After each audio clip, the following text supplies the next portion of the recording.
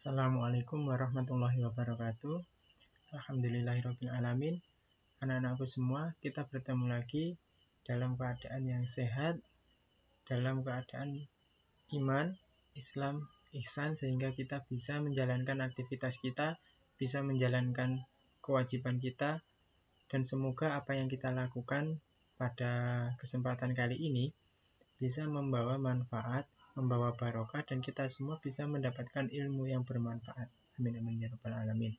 Nah, sebelum kita mulai pembelajaran pada kali ini, di sini Bapak akan mengingatkan kepada kalian semua, karena kita masih dalam masa pandemi COVID-19, jadi alangkah baiknya kita semua tetap di rumah.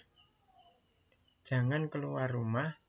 Boleh kita keluar rumah kalau memang itu mendesak atau sangat penting. Nah, kalaupun kita terpaksa untuk keluar rumah, itu kita harus disiplin menggunakan masker, cuci tangan. Kemudian pada kesempatan kali ini kita akan melanjutkan materi tentang toharoh. Nah, kalian pada pertemuan pertama kemarin sudah mempelajari tentang bermacam-macam air atau jenis-jenis air. Ada air tohir mutohir atau air yang suci mensucikan, ada air yang suci tapi tidak mensucikan, ada juga air yang terkena najis atau air mutanajis. Nah, kita pada kesempatan kali ini akan mempelajari tentang alat-alat bersuci selain air. Nah, jadi biasanya dalam kondisi tertentu, ketika kita setelah selesai buang air kecil atau buang air besar, kemudian kita tidak menemukan air. Nah, bagaimana kita nanti akan bersuci? Jangan sampai ketidaktahuan kita nanti mengakibatkan bersuci kita ini tidak suci. Artinya kita sudah merasa membersihkan najis yang ada pada diri kita, tapi ternyata masih terkena najis. Nah, nanti imbasnya adalah ketika kita beribadah, itu nanti ibadah kita tidak sah. Karena kenapa? Di dalam tubuh kita masih nempel najis. Nah, kita masuk materi berikutnya. Jadi ada beberapa alat yang bisa digunakan untuk bersuci atau benda biasanya. Salah satunya adalah batu.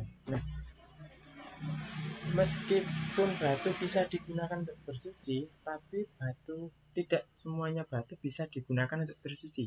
Jadi ada syarat-syaratnya. Syarat yang pertama adalah batu itu mempunyai sisi. Jadi mempunyai sudut, bukan batu yang berbentuk bulat. Nah,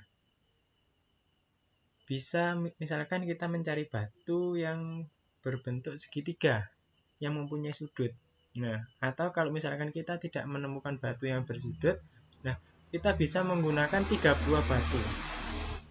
Jadi nanti cara bersucinya itu 3 kali. Contoh, di sini saya menemukan sebuah batu yang mungkin berbentuk seperti segitiga atau berbentuk persegi. Nah, jadi cara membersihkannya adalah kita tempelkan sudut batu yang pertama. Nah, kita usapkan. Kemudian nanti yang kedua, bagian yang sudah terkena najis tadi, ini kita singkirkan. Kemudian kita mencari sudut yang lain yang belum terkena najis, kemudian kita usapkan lagi. Nah, kemudian kita putar lagi, kita usapkan lagi. Sampai 3 kali. Jadi carilah batu yang mempunyai sudut. Nah, entah itu bisa 3, bisa 4, dan seterusnya. Nah, kemudian syarat yang kedua, batu yang dapat digunakan untuk membersihkan najis itu adalah tidak terlalu datar dan runcing sehingga benar-benar dapat membersihkan kotoran di sekitar tempat keluarnya kotoran. Nah, jadi yang dimaksud di sini adalah batu itu mempunyai sudut, bukan batu yang halus. Jadi punya permukaan yang keset atau kasar. Nah, itu. Kemudian syarat berikutnya, syarat yang nomor 3 adalah belum mengering kencing maupun berak yang hendak disucikan harus dalam keadaan belum mengering. Artinya, najis yang kita bersihkan itu dalam kondisi masih baru atau masih basah, belum mengering. Nah, contohnya di situ air kencing misalkan, atau berak. Nah, berak. Jadi berak di sini setelah, mohon maaf, biasanya kita ini mungkin ketika kita di hutan, kita di pegunungan atau di tempat yang jauh dari pemukiman, kita mencari toilet, WC tidak ada, kemudian ya sudah kita di hutan duduk, dodok istilahnya, kemudian kita BAB di situ, jadi langsung dibersihkan ketika selesai BAB, kemudian jangan menunggu sampai nanti 5 menit lagi, 10 menit, jangan, tapi langsung kita bersihkan, jangan menunggu sampai kering. Kemudian yang keempat yaitu kotoran itu masih menempel di tempat semula, di tempat keluarnya kotoran tadi. Jadi tidak berpindah. Mungkin berpindahnya karena digaruk, kemudian terkena tangan kita, kemudian nemplek atau menempel di mana-mana. Itu. Kemudian yang kelima, syarat batu yang kelima, tidak bercampur dengan kotoran.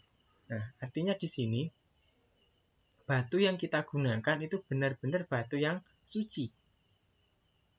Nah, biasanya yang suci itu biasanya dalam kondisi kering. Jadi batu itu kering biasanya. Kalau kering itu biasanya suci, belum tercampur dengan yang lain. Nah, kita juga harus teliti ketika kita mencari batu untuk bersuci. Kita teliti dulu batunya ada kotorannya apa tidak, ada ketempelan mungkin najis yang lain, kotoran-kotoran hewan, binatang. Nah, itu kita harus perhatikan di situ.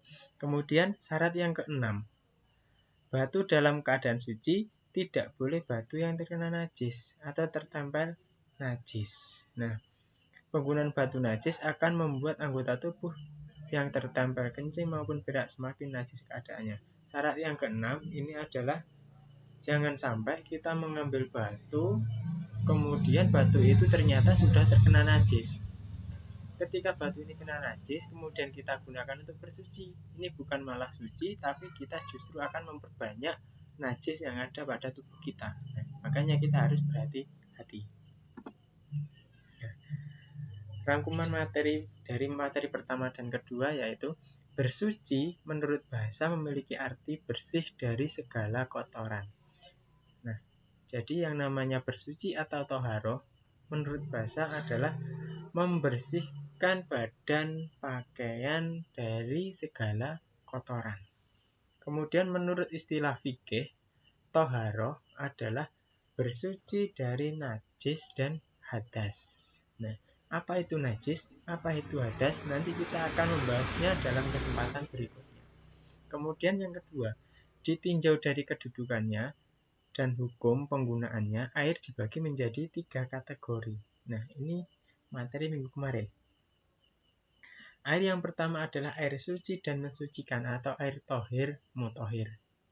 Yang kedua, air suci namun tidak mensucikan. Jadi airnya suci tapi tidak mensucikan. Yang ketiga, air yang terkena najis atau air mutanajis. Yang ketiga, sebagai pengganti air, batu dapat digunakan sebagai alat bersuci dengan syarat, nah yang 6 saya sebutkan tadi.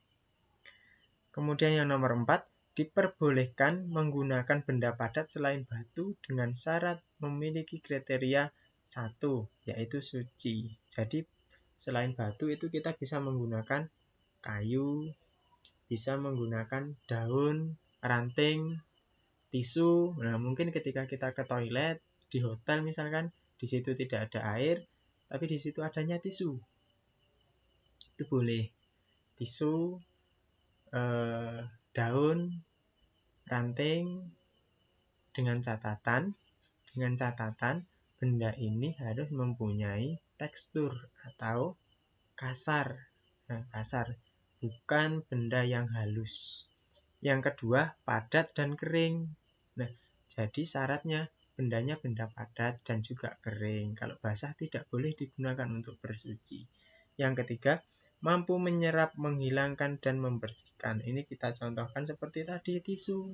Tisu itu bisa menyerap, bisa menghilangkan, dan membersihkan. Jadi ketika kita masuk ke hotel, mungkin kemudian kita ke belakang, ke toilet, kita buang air kecil, di situ tidak ada air, yang ada tisu. Tidak apa-apa, kita gunakan saja, boleh.